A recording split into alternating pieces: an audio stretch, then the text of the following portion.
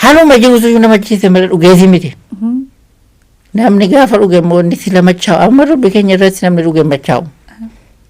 Nama dubbii dhuge qofatu machaa'u waan ta'eef haalli biyyaas baay'ee nama macheessa.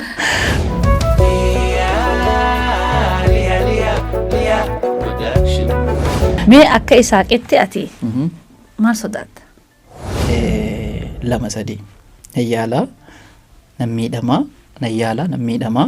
Mee isiin nama akkam? Namni maalirraahi like amallisii nama hedduu nama gaarii ittiin beekani?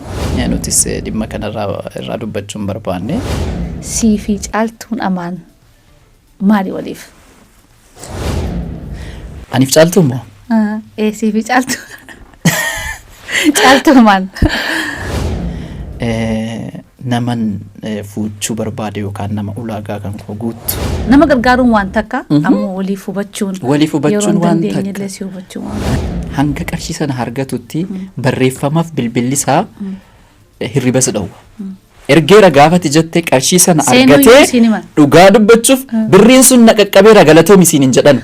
Atuma sumatuyyuu eegdee dadhabdee birriin sun si gaheeraa jennaan na gaheera teenkiyuu reefa dhabar.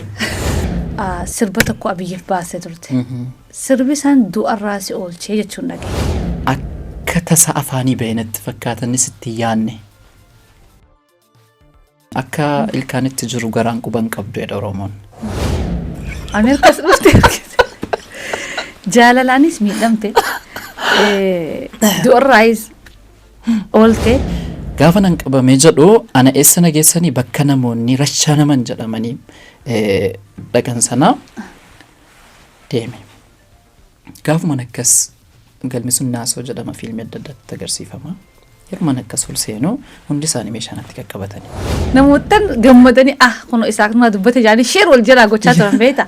Hundi keessa warri Ijipti jirtan warri biyya baqaa jirtan hiree argattanii dhuftanii gubaa kana hanga argatanitti waliin dhiisnu kottaa laalaa.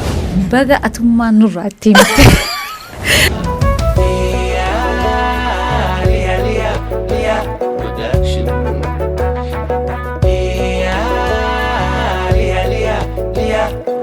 Lia Production.